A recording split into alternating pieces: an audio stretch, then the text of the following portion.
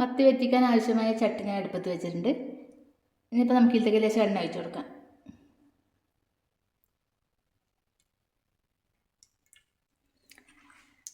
എണ്ണ ചൂടായി വരുന്ന സമയത്ത് നമ്മൾ ഇതിലേക്ക് ആവശ്യത്തിന് വേണ്ടി എടുത്ത് വെച്ചിട്ടുണ്ട്.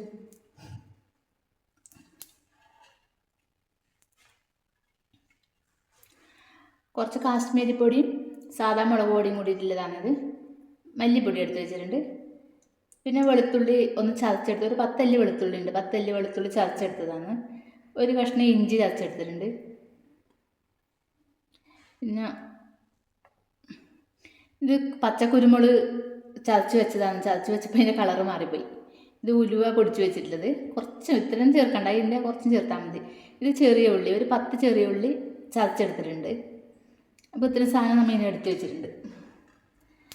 പിന്നെ ഒരു നെല്ലിക്ക വലുപ്പത്തിൽ പുളി പിഴിഞ്ഞിട്ട് വെച്ചിട്ടുണ്ട്. പിന്നെ ഒരു തക്കാളി ജ്യൂസാക്കി വെച്ചിട്ടുണ്ട്. അപ്പോൾ ഇത്രയും സാധനമാണ് നമുക്ക് ഇതിന് ആവശ്യമുള്ളത്. പിന്നെ കറിവേപ്പില വേണം. അപ്പോൾ നമുക്ക് ചട്ടി ചൂടായിട്ടുണ്ട്. ഇതിലേക്ക് ഇഞ്ചിയും വെളുത്തുള്ളിയെല്ലാം കൂടി ഇട്ട് കൊടുക്കാം. ഇഞ്ചിയും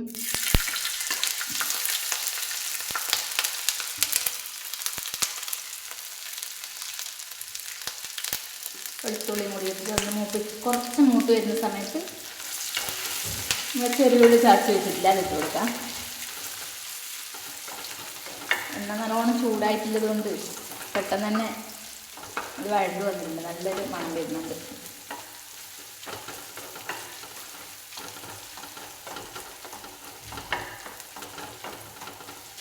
ഇത് പച്ചക്കുരുമുളക് ഇട്ടിട്ട് വറ്റിച്ചെടുക്കുമ്പോൾ നല്ലൊരു ടേസ്റ്റാണ്.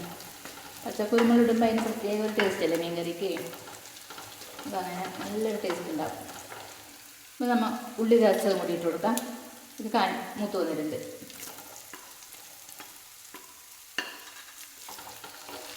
ഉള്ളി ചതച്ചത് കൂടി ഞാൻ തീ കുറച്ച് വെച്ചിട്ടുണ്ട്, അതിന് കൂട്ടിയേക്കാം.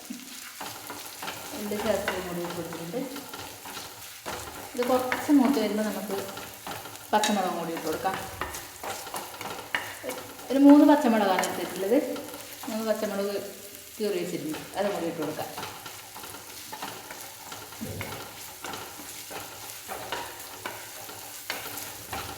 ഉള്ളി മുരിഞ്ഞ് വരാൻ നമുക്ക് ലേശം ഉപ്പിട്ട് കൊടുക്കാം അതിലേക്ക്.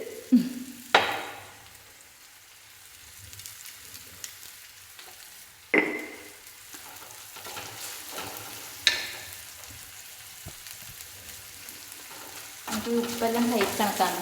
അപ്പോൾ അതുകൊണ്ട് കൈ വെച്ചിട്ട് തന്നെ വാരിയിടണം. വന്നിട്ടുണ്ട്. നമുക്ക് ഇതിലേക്ക് പച്ചമുളക് കൂടി ചേർത്ത് കൊടുക്കാം.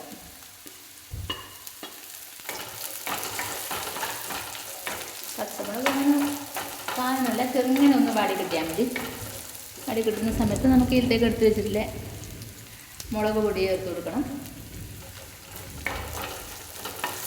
മുളക് പൊടി ചേർത്ത് കൊടുക്കാം.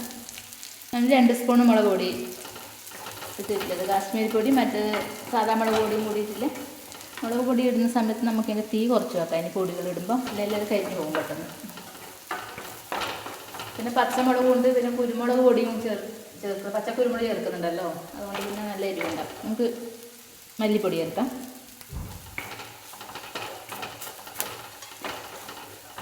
എന്താണെന്ന് വെച്ചാൽ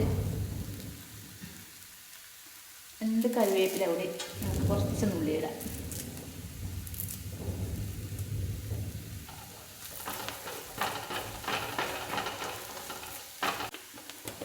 കുറച്ച് മഞ്ഞൾപ്പൊടി ഇടാം. അതിൻ്റെ ചുവന്ന് മാറി കിട്ടും വരെ നമുക്കിനൊന്ന് വഴറ്റിയെടുക്കാം.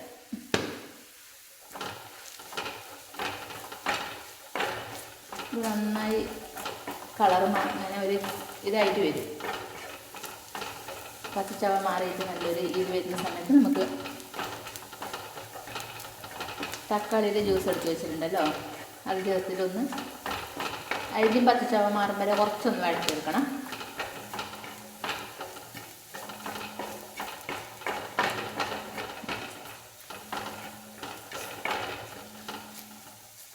ഇതൊന്ന് കളർ മാറി വന്നിട്ടുണ്ട്. ഇതിലൊക്കെ നമുക്ക് തക്കാളിയുടെ ജ്യൂസ് എടുത്ത് ചേർത്ത് വെക്കാം.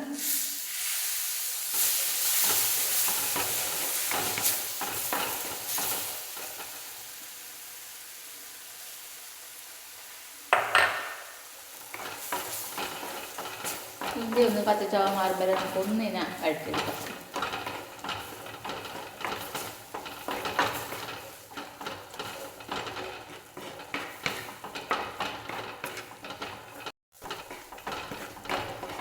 ഇത് നന്നായി വഴണ്ടി വന്നിട്ടുണ്ട്. ഇതിലൊക്കെ നമുക്ക് കുറച്ചും ഉലുവ ചേർത്ത് കൊടുക്കാം, ഉലുവപ്പൊടി. പിന്നെ കുരുമുളക് ചതച്ചതും കൂടി ഇട്ട് കൊടുക്കാം.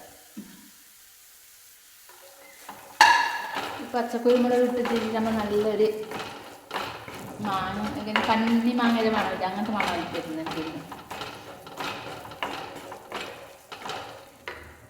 ഇനി തീ കൂട്ടി കൊടുക്കാം. നമുക്ക് നമ്മൾ എടുത്ത് വെച്ച പുളി വെള്ളം ഉണ്ടല്ലോ, ഇതും കൂടി ചേർത്ത് കൊടുക്കാം. ഒരു നെല്ലിക്ക വലുപ്പത്തിലുള്ള പുളിയാണ് ഞാനിത് ചേർത്തിട്ടുള്ളത്. കുടംപുളി ഉണ്ടെങ്കിൽ കുടംപുളി ഇട്ട് കഴിഞ്ഞാൽ അത് നല്ല ടേസ്റ്റ് ഉണ്ടാകും. എൻ്റെ അടുത്ത് ഇപ്പോൾ കുടംപുളി ഇല്ല, അപ്പോൾ അതുകൊണ്ട് ഞാൻ ഈ വാളംപുളി ചേർത്തത്.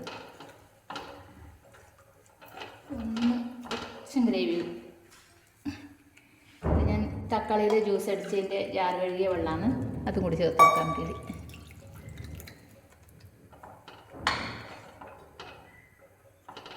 എന്നിട്ട് ഈ ഗ്രേവി എല്ലാം കൂടിയിട്ട് ഒന്ന് തിളച്ച് വരുന്ന സമയത്ത് നമുക്ക് മീൻ ഇട്ട് കൊടുക്കാം അതിൽ. ഇപ്പോൾ ഇതൊന്ന് തിളക്കാൻ വെക്കാം നമുക്കിനെ. കുറച്ചും കൂടി വെള്ളം എടുത്തിട്ട് ഒന്ന് ഇതിനെ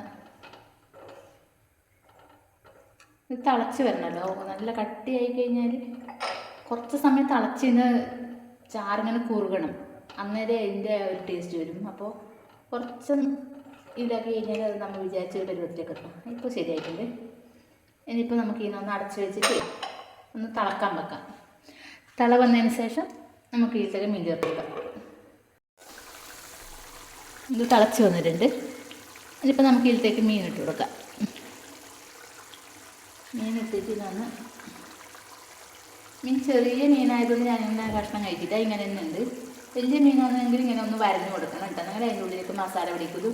ഇത് കുഞ്ഞു കുഞ്ഞു മത്തിയായതുകൊണ്ട് ഞാൻ പിന്നെ മുറിച്ച് കൊടുത്തില്ല, ഇങ്ങനെ തന്നെ എടുത്ത് വെച്ചിട്ടുള്ളത്.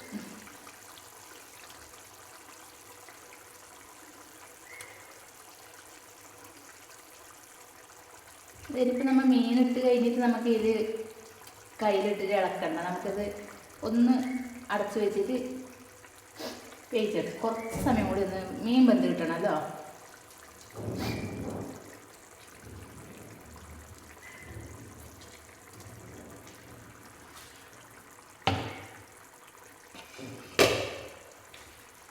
ഒന്ന് നല്ല ചുറ്റിച്ചിട്ട്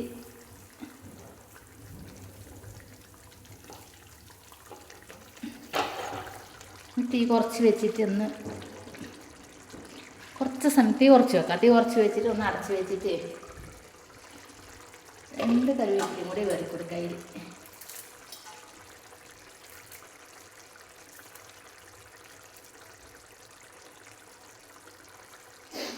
ഒന്ന് അടച്ച് വെക്കാം.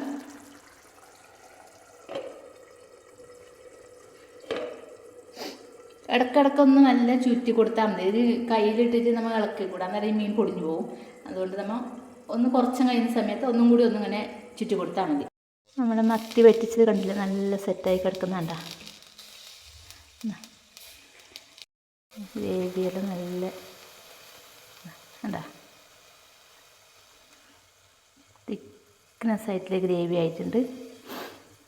അപ്പോൾ നല്ല ചൂട് ചോറിൻ്റെ ഒന്നിച്ചും കപ്പേരൊന്നിച്ചെല്ലാം കഴിക്കാൻ പറ്റിയ നല്ല അടിപൊളി മത്തി വെറ്റിച്ചതാണ്. അപ്പോൾ വീഡിയോ എല്ലാവർക്കും ഇഷ്ടമായെങ്കിൽ ഒന്ന് ലൈക്ക് ചെയ്യാനും സബ്സ്ക്രൈബ് ചെയ്യാനും മറക്കല്ലേ. അടുത്തൊരു വീഡിയോയും കാണും വരെ ബൈ ബൈ.